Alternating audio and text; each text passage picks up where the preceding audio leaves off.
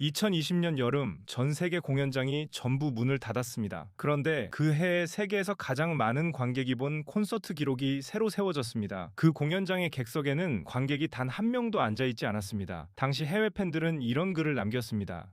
공연장은 텅 비어 있는데 전 세계가 같은 시간에 같은 무대를 보고 있었다. 나는 내 방에서 응원봉을 들고 있었고 그 응원봉이 무대 조명에 맞춰 색이 바뀌었다. 객석이 비어 있는 공연을 보면서 이렇게 소름이 돋을 줄은 몰랐다. 이야기는 2020년 봄으로 거슬러 올라갑니다. 그해 방탄소년단은 세계 곳곳을 도는 대규모 월드 투어를 앞두고 있었습니다. 서울 공연을 시작으로 미국과 유럽, 일본까지 이어지는 일정이었죠. 그런데 전 세계에 감염병이 퍼지면서 이 일정이 통째로 사라졌습니다. 서울 공연이 취소됐고 이어서 해외 일정도 줄줄이 연기되거나 취소됐습니다. 가수에게 공연이 사라진다는 건 단순히 무대 하나를 못한다는 뜻이 아닙니다. 팬을 만날 수 있는 유일한 자리가 없어진다는 뜻이고 수익의 가장 큰 축이 통째로 날아간다는 뜻입니다. 그때 전 세계 모든 가수가 같은 처지였습니다. 그리고 대부분은 상황이 나아지기를 기다리는 쪽을 택했습니다. 그런데 이들은 다른 선택을 했습니다. 관객을 부를 수 없다면 관객이 있는 곳으로 무대를 보내겠다는 발상이었습니다. 2020년 6월 14일 데뷔 7주년에 맞춰 온라인 콘서트를 열었습니다. 이름은 방방콘 더 라이브였습니다. 관객석은 텅 비어 있었고 무대와 카메라만 있었습니다. 공연은 인터넷으로 생중계됐고 표는 돈을 내고 사야 했습니다. 무료로 뿌리는 영상이 아니라 정식으로 표를 파는 유료 공연이었다는 뜻입니다. 공연은 12곡으로 짜였고 팬들이 모여있는 자체 플랫폼과 미국의 중계기술 회사를 통해 전 세계로 나갔습니다. 사실 이건 가수 입장에서 상당히 부담스러운 결정이었습니다. 무관중 공연은 환호도 떼창도 없는 무대이기 때문입니다. 노래가 끝나도 박수 소리가 들리지 않고 멘트를 해도 아무 반응이 돌아오지 않습니다. 그 침묵 속에서 2시간 가까이 공연을 끌고 가야 했다는 뜻입니다. 게다가 돈을 받고 파는 공연이었으니 실망했다는 반응이 나오면 그대로 타격이 될 상황이었습니다. 그날 이 공연을 동시에 지켜본 사람은 75만 6,600명이었습니다. 나라와 지역으로 따지면 107곳이었습니다. 그리고 이 숫자는 유료 온라인 콘서트 최다 시청 기록으로 기네스 세계 기록에 공식 등재됐습니다. 이 숫자가 어느 정도인지 감이 잘 안 오실 겁니다. 해외 매체는 이 규모를 이렇게 환산했습니다. 5만 명이 들어가 게다가 이 관객들은 한 나라에 모여 있지 않았습니다. 107개 나라와 지역에서 각자의 시간대에서 각자의 방에서 겁니다. 여기서 짚고 가야 할 게 있습니다. 당시 업계에서 온라인 공연은 어디까지나 임시방편으로 취급받았습니다. 공연은 현장에서 봐야 제맛이라는 게 오랜 상식이었으니까요. 소리가 몸으로 울리는 느낌, 옆 사람과 함께 소리 지르는 느낌, 무대와 같은 공간에 있다는 느낌, 이런 건 화면으로 옮길 수 없다고들 했습니다. 실제로 그 무렵 열린 여러 온라인 공연은 화질이 아쉽거나 소리가 밀리거나 그냥 영상 한 편을 보는 느낌에 그치는 경우가 많았습니다. 그래서 온라인 공연은 진짜 공연이 돌아올 때까지 버티는 수단이라는 시선이 강했습니다. 돈을 내고 볼 물건은 아니라는 평가도 흔했습니다. 여기에는 더 근본적인 이유도 있었습니다. 사람들은 인터넷에 올라오는 영상은 공짜라는 감각에 이미 익숙해져 있었습니다. 가수들이 무료로 공개하는 공연 영상도 널려 있었고요.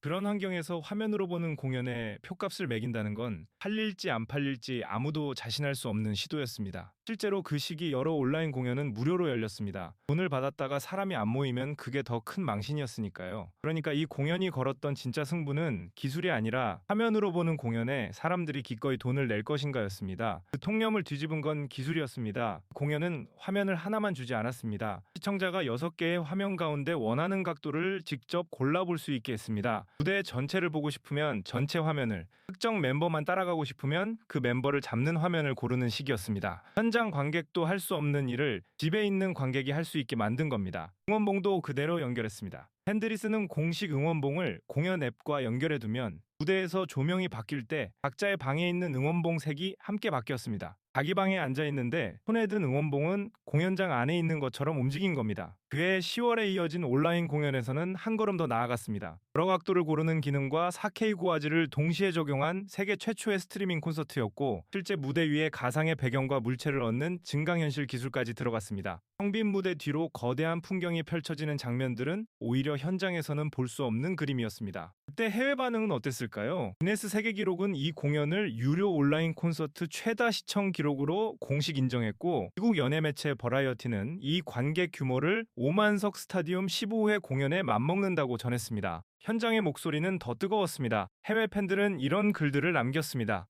표를 사고 내 방에 앉아 있는데 공연이 시작되자마자 여기가 공연장이 됐다. 6개 화면 중에 하나를 고를 수 있다는 게 믿기지 않았다. 나는 3번을 다시 봤다. 우리 도시에는 이들이 평생 오지 않을 거라고 생각했는데 그날은 우리 집 거실에 왔다. 표값이 아깝지 않았다는 말을 온라인 공연에 쓰게 될 줄 몰랐다. 외국 팬은 조금 길게 이렇게 적었습니다. 공연장에 가본 적이 한 번도 없다. 우리나라에는 이런 공연이 오지 않고 비행기표를 살 형편도 아니었다. 그런데 그날 처음으로 나도 관객이라는 기분이 어떤 건지 알게 됐다. 나라 팬들도 같은 말을 다른 언어로 적었습니다. 공연장이 없는 나라에 사는 사람에게는 이게 선책이 아니라 유일한 기회였다. 나는 그날 이후로 온라인 공연을 진짜 공연이라고 부르기 시작했다. 그리고 누군가는 짧게 한 줄을 남겼습니다. 객은 비었는데 관객은 역대 최다였다. 거기서 멈추지 않았습니다. 뒤인 2020년 10월 이들의 틀에 걸친 온라인 콘서트를 다시 열었습니다. 이번엔 191개 나라와 지역에서 99만 3천 명이 봤습니다. 6월 기록을 스스로 넘어선 겁니다. 표값은 가장 싼 자리가 49,500원이었고 업계는 이 공연으로만 500억 원 안팎의 매출이 났을 것으로 추산했습니다. 공연장 하나 채우지 못하던 시기에 공연장 없이 그만한 규모가 나온 겁니다. 그리고 드메인 2021년 6월 데뷔 8주년 기념 온라인 공연에서 또 한 번 뛰었습니다. 5개 지역에서 133만 명이 표를 사고 지켜봤습니다. 1년에 온라인 관객이 75만에서 133만으로 늘어난 겁니다. 10월 온라인 공연은 197개 지역에서 시청됐습니다. 세도에서 이들의 공연을 볼 수 없는 곳이 거의 남지 않았다는 뜻입니다. 이건 이 기록들을 매번 갈아치운 상대가 다른 가수가 아니라 자기 자신이었다는 점입니다. 한 가지가 더 분명해집니다. 오프 공연에는 넘을 수 없는 천장이 있습니다. 세상에서 가장 큰 경기장도 시청 안팎이 1개이고 물리적으로 사람이 들어갈 수가 없습니다. 그래서 아무리 가 많아도 하루에 만날 수 있는 관객 수는 정해져 있습니다.